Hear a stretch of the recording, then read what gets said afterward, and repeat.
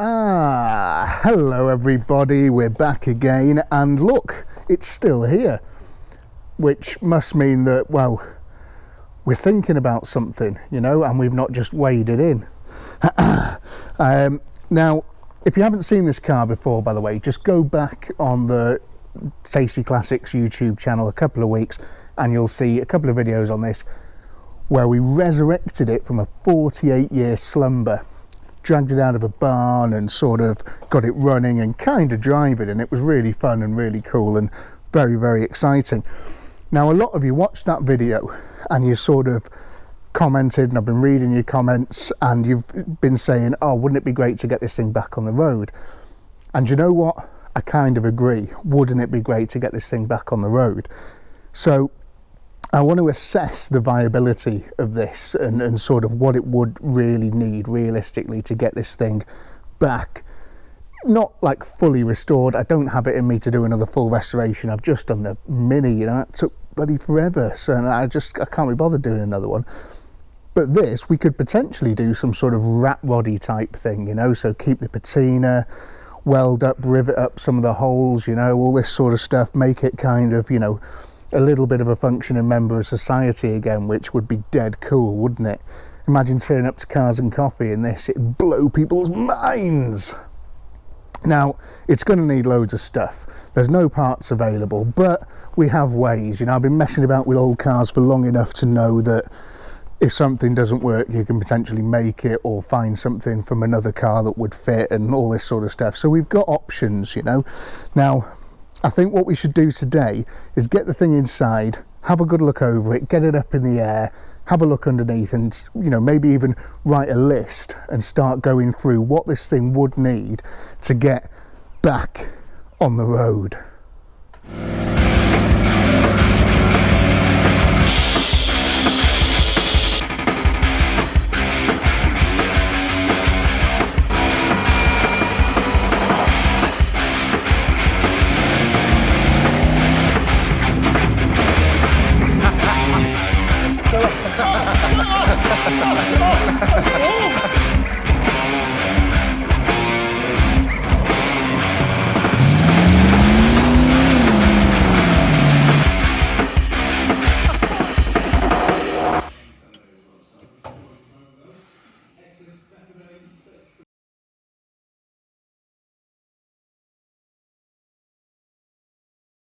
How am I supposed to get that in there?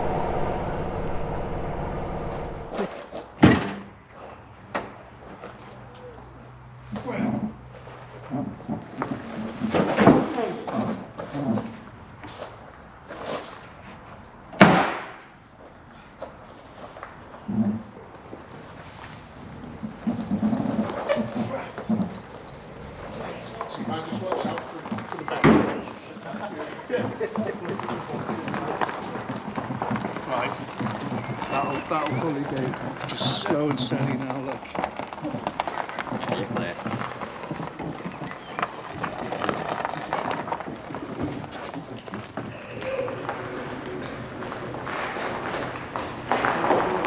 Yes!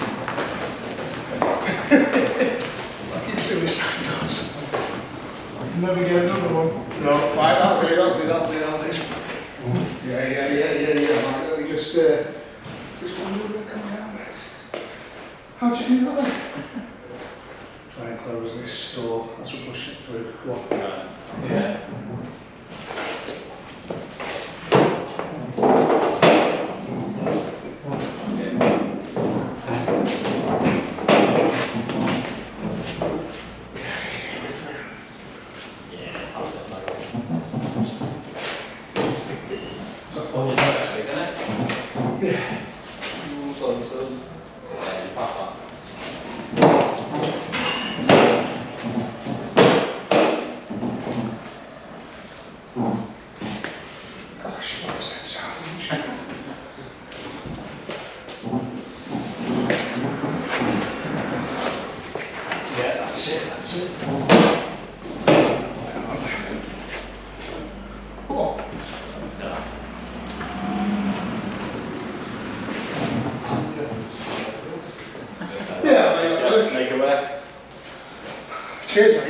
What's your name? Joe.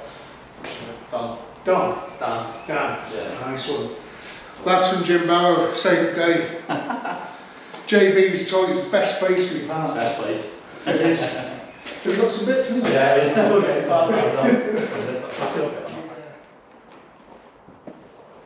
There's every chance you're going to find another 10 holes by the time you finish, you know? I thought we were finding with the so when we first went about it, we were like, oh, it does need a bit of work. Yeah, it was one of the cheaper ones. Great stuff. Well, thanks very much for that. Yeah, lovely. And thanks for the push. Of course. See you soon. God, what a stroke of luck that was, eh? Very nice, the Jim Barrow lads. But she's in, and I'm not sure I could have done it without them, to be honest, and Reg as well. Thanks, Reg. Very kind of you. So she's inside for the first time, which is very exciting. Now, let's get a fresh sheet of paper and let's start looking at, well, what it would need, you know.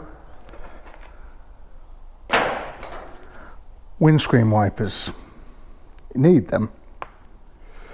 Now, there's a couple of ways we could do this. What we could do is, and what we probably will do, is rig up a kit car, you know, classic car washer jet kit to come out of that hole there. And then if we can't get this wiper motor and all that sort of stuff working, which I'm almost guarantee we're not going to be able to, we might be able to get a sort of kit car or mini or something like that, a thing that we can build in to fit there. Probably going to be an absolute ball ache, or we just drive it when it's not raining. Okay, so we've already done the front tyres, but we haven't done the rear tyres, so we're going to need to sort rear tyres.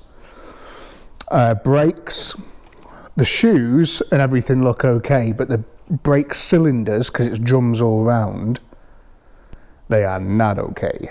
So we're going to need to sort those brake cylinders. Now lights, so the lights all work, which is amazing and gives us a huge head start. But what I've been thinking is, what about some sort of LED headlights, LED rear lights, maybe mounted in the original clusters and that sort of stuff, just to make it a bit brighter and a bit safer. And obviously if you get pulled over and you've got nice LED bright lights, you know, they're going to be a bit happy about it, rather than, you know, glowworm with the flu trying to light your way down the road. What else do you need on a car? Got to free the clutch. We've got to get the gears working, so I need a gear linkage cable, so we'll give that a measure and see if I can find something online, you know. We need to see if we can reconnect the throttle, because that didn't work. Mirror for this side, passenger mirror. All the glass is intact. We're going to need a fuel supply. Now, I'm not sure what state the fuel tank's going to be in, so we need to investigate that. And if not, we can just put like an alley fuel tank in the boot or something, but I'll just write down fuel tank and we can have a look into that, you know. We'll see what's going on. Now, I have managed to get hold of a few new old stock, like, look at this rotor arm there. Look at the little box for the rotor arm, isn't that amazing? Gucciest little thing ever. Dead nice. Now, when it comes to stuff like suspension and steering, it's all in pretty good shape, to be honest. It's not been exposed to the elements too much. It's not too rusty. A lot of the rubbers and all that sort of stuff are pretty good, so I'd be happy to sort of run it as it is in terms of that. The only sort of other couple of things that we'd really have to look at is, you know, and wiring wise as well. We've seen it starts off the key, so I mean we're pretty much there for that. But the rest of it is going to be bodywork, big holes of rust, and the interior. And by the interior, I mean just, you know, we'll screw a few things back on, and we'll maybe take the seats out and sort of cover them with something to get rid of all these holes and stuff. And the floor pan can pretty much stay the same. I'm not too bothered by it, you know. We'll weld this big massive hole up here, but apart from that, it's pretty much there, you know. All of the glass and everything's good. We'll probably try and free a lot of the window mechanisms, maybe grease everything up, all the rubbers and stuff. Well, I mean, they're there, aren't they, you know. We did check as well, and the ashtray in the dashboard works, so that's cool. So, you know, because the car's so old, there's not a huge amount else that you'd really sort of need to do, you know. It's just, you know, the sort of basics, getting it running. Carburetor kit as well, we're going to have to sort of rebuild that carb, make it all nice again. I think, you know, it might have started to come back to life, but it's probably going to be easy enough to source a kit for it, so we'll do that as well. And yeah, it's air cooled and stuff, so again, we're not having to worry about a lot of other things like that. Just a good sort of oil and filter change of the engine as well. But yeah, let's get it up in the air and we'll see what this body works like. Right then, okay. Please don't snap in half, please don't snap in half, please don't snap in half. What have we got? Anything that's remotely solid? That is a huge, big tubular chassis thing here. So maybe we try and lift off that, eh? Looks like it's definitely going to slide off there and fall off the ramp. Cool. Yeah.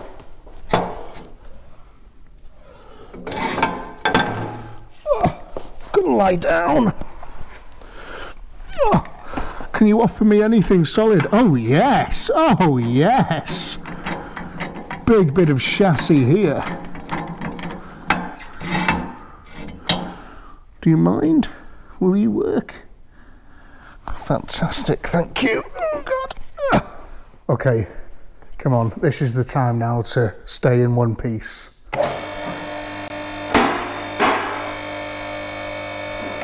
When I lift a car like this up, what I'm doing, and you can as well, is just watch all your door gaps as you're lifting it up, and that's going to tell you almost everything you need to know.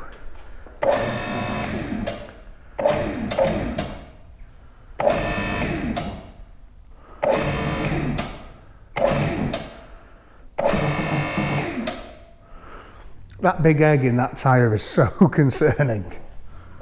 If that goes bang, it's going to get me right in the eye. She's off the floor. She's off the floor, kind of. She's off the floor.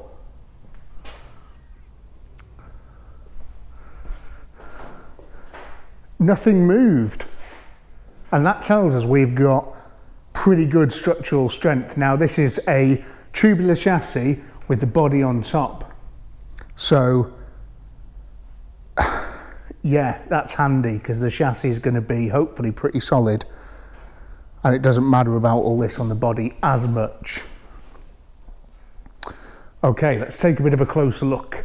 So, stuff like this, I mean, again, it's not particularly a structural thing. There's no seat belts on this car in the back anyway. It's, you know, so it kind of is what it is.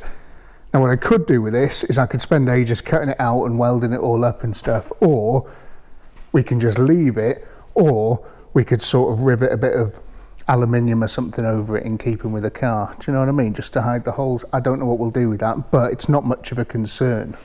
One of the big concerns in this area though, and a couple of the other doors, is this bit here. So the majority of the doors are pretty solid. I mean, that one looks okay there. It seems to open and close nicely, but this one, it's no longer attached to the hinge at the bottom. So we'd have to free the hinge off. The door's pretty straight and solid and stuff, and inside here, all pretty good. But yeah, the door is not attached to the hinge, so we have to free the hinge off and then potentially just weld a plate over that there just to keep it all together. Weld it with rivets. Maybe try and strengthen that one or something because it looks like it's going to go, or just, I think the only reason they're like that is because the door hinges are probably, you know, really stuck. So we'll free those up and it'll help things. Okay. So over here, almost both of these doors have got exactly the same issue of just not being attached at the hinges. They're okay at the top, but at the bottom here, we're pretty screwed. So we will have to do something with that. But, you know, they're there. This side's not too bad. Potentially just leave that again. I don't think this door opens from the outside, so we'd have to give that a good check. This bit here now, I think that's the only thing holding that together is this little bit of aluminium. Is that a kind of animal? Is that? Can you see that? Some sort of daddy long legs type affair. Should we try and pull this thing off? See what it's like underneath?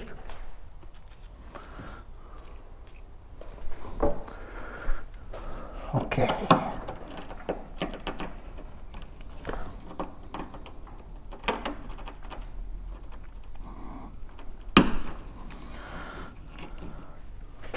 Can you believe that turned? I certainly can't. So, in regards to all the aluminium on this car, I have test polished a couple of little bits, right? Look at that screw.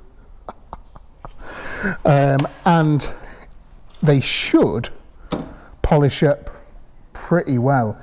Now, there are firms that you can take all your metalwork to and have them polish everything up, so like the hubcaps and stuff. So I think that would be quite a wise move. If we take everything off, send it to some of, you know, one of those guys, get them to work their magic, and then when we put it back on, it'd be like a rough car with exceptionally shiny bits. So I think that'd look pretty cool. Okay, well we'll just leave that like that for the moment. So let's have a little look in here then. I can see the back of the seat. That's probably not cool. Big hole there, so potentially a little panel on that.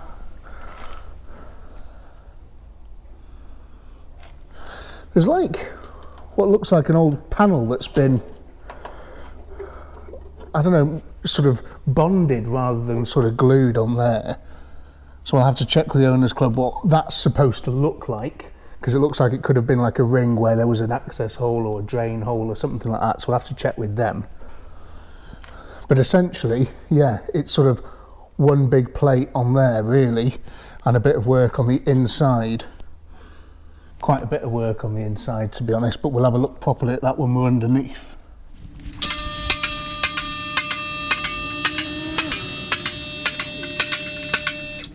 Very old and very French. Do you want to see? No. You see like a bit of bodywork and stuff underneath the taillight there, but again, you just drill a hole in that and I don't know, whatever. It's just not important. It's too far away from anything to be important, isn't it? You know, what about like these bits?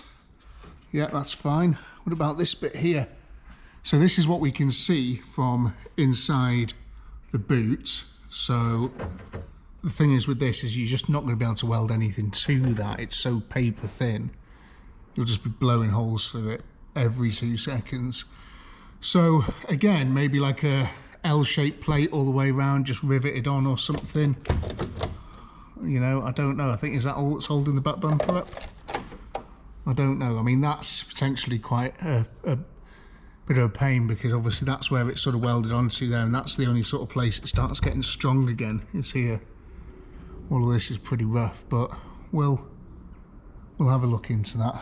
Inside of the bumper there, you can see some holes, but again, it's not structural, not important. We could just leave that, to be honest.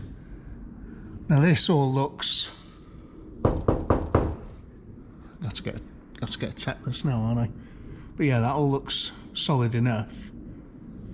It just doesn't look particularly great, does it? Bit of a hole there next to the fuel tank, so we'll weld that and set ourselves on fire. God, look up inside there. That's kind of cool, isn't it? That's a fuel filler neck. Lots of spiders, but again, it's all there, isn't it? This is a fuel tank. Now the fuel tank, let's give it a tap. That feels really solid. It's a different looking thing to everything else, so I don't know what that's made out of, but hopefully it potentially hasn't rusted as much inside as the others, as everything else, sorry, so we could be all right there. Look at this exhaust pipe. We'll have to put something on the back of that maybe. So brakes wise here, little master cylinder there, brake pipes, you know, they're probably going to want replacing, I'd have thought, but it's all pretty normal standard stuff, that, by the looks of things. So you can see it runs off a flexi here, because this whole rear beam moves. Now you can see there you've got it's a torsion bar setup, similar to, it looks very, very different, but it is similar to what you'd find on like a 6 and Saxo or a 106 GCI, mate. And yeah, the Panhard bars, which is where you get the Panhard bar name from. These guys made it. So dead cool. Anyway, yeah, so we'd have to find another flexi for that because that one looks like it's dead. And then this hard line, again, pretty dead. It goes all the way down here and up into that bird's nest. That's cool. Okay. Now floor wise, so this is the weird thing. So floor wise, see this here, this looks like aluminium. Now there's no rust in the floor holes beyond this point. It all stops here, which is interesting, isn't it? So what are we looking at? I mean, that's a drain hole anyway, so that's not too important. But this bit here, now one of the problems I've got, it's a nice big flat floor, so it, you know, it's fairly simple, but I haven't got like a what do they call them, like a dimple, not a dimple die, a bead roller that's going to sort of be big enough to make this bead rolled pattern there that they've used to make the floor stronger. But you could, I mean, it's not loads of the floor, you could just put a flat plate over all of that there and it'd still, you know, use all this to be pretty strong. And what about this side? Oh, that looks disgusting. Are they eggs? Are they tarantula eggs? Oh, they're not tarantula eggs. God, this is crazy, isn't it? So weird being able to see the car so well from down here. That's awesome. But yeah, so if we back up a bit, you could, you know, again, just one big flat panel across there. So that's perfectly doable. And then again, the floor at the front, a little bit there, little panel over that, bit there as well. You know, you could end up chasing your tail, but a few patches on the floor, and then the floor zips up. Look at this protective thing over here. That's for the wiring. That's for the wiring loom, runs underneath the car there, and it all still works. So that obviously did its job. Cool. Just been looking for the fuel pipe as well. I think this is it here. It goes to this rubber, you know, that someone's put like a patch on that at some point. But yeah, that goes all the way back. So, and up there, and across and into the fuel tank there. So maybe a new long fuel line as well. Oh, another egg starting. Another egg about to hatch. Now, this sill, how does that sill attach to the body then? Strange, it's almost weirdly kind of looks like it's not actually attached. So again, I'll probably have to speak to the owners club and just sort of see how that was originally supposed to be attached to this. You see that's just an L bracket. It's just like a L piece of box that goes all the way across there. And then this just sort of sits up onto it like that. It doesn't look like that's rusted away. It just looks like it just sits onto it there. Which is interesting, isn't it? Ooh, look inside there. Lots of nasty beasties. But that's good news for us, really. Because your L bracket's still there on this side here. It's just your sort of, your sill's rotted away. Now the sill, let's have a look from the outside, is, that's just a drain hole there. It was a drain hole. Now your sill, apart from all the stuff inside there, is just a piece that goes round like that in there and just sits flat against that there, so it just goes like that. Now what we could do is, because the sills are very long straight pieces, there's not any sort of crazy bends or curves or anything in these, we could I know a sort of a place that will make us 2 long strips of aluminium that we could rivet all the way across along here, and they'll bend it for us. Maybe, I don't think they'll get us a curve like that. They might do if we ask, but might be able to get us just a straight 90 degree, and again that'll sit on that there, so we just essentially buffer it up, rivet along the top, and that's a nice sill. Because again, the strength is in all this. Can you hear that? That's the strength in the car. You know, and it's all your bracketry and everything that hangs to and all that sort of stuff. It's all very, very solid. So strength wise, you know, wise we are there, like once welded up a few little holes in floors and stuff, it'll be great. So sills, we could just do that, couldn't we? And that saves a big bit of welding, And at the front, again, big chassis bar there that, you know, I'm looking at the brackets, looking at everything, looking at all these here, you know, all that stuff there. It's pretty solid, like, you know, it's not, looking at all the joints and everything. What we'd probably do is just get this outside and spend ages just on a real patio setting on the jet wash and just try and take as much stuff off everything as we can. A few little holes, tucks, exhaust pipe's a bit bent. I think that was from the forklift truck. But yeah, a little pea shooter all the way to the back, that's cool. So yeah, there is some welding to do. Now, inner arch at the front is decent. Inner arch here at the back, again, it's fine all there, but then when you come down to here, again, this bit has gone. So we need to sort of work out what this was supposed to look like, but I'm sure someone will send me some pictures from the Panhard place, and just one big panel onto there that the sill looks like it's been spot welded onto there. So we could potentially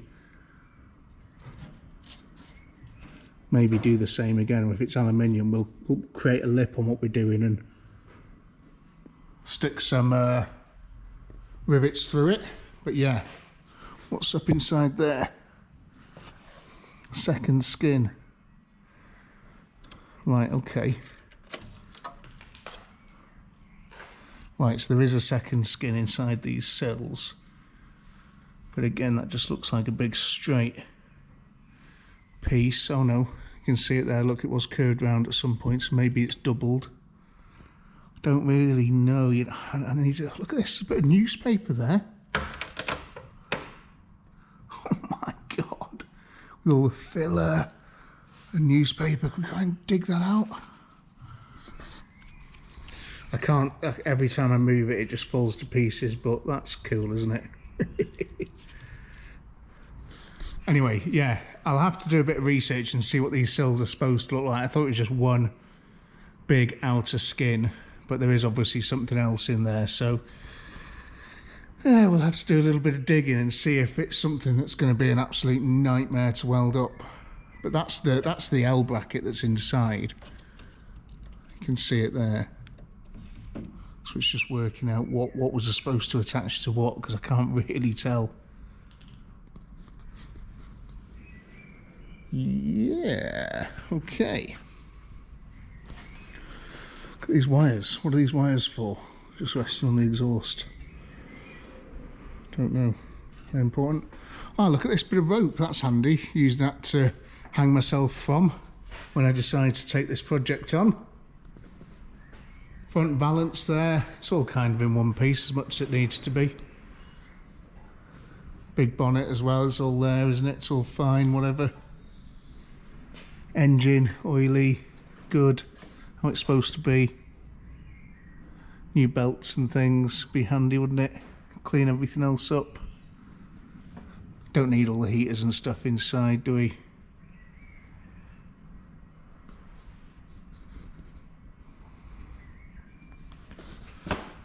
See all this like big piece of chassis there is all, again, very strong, good nick. No big holes in it.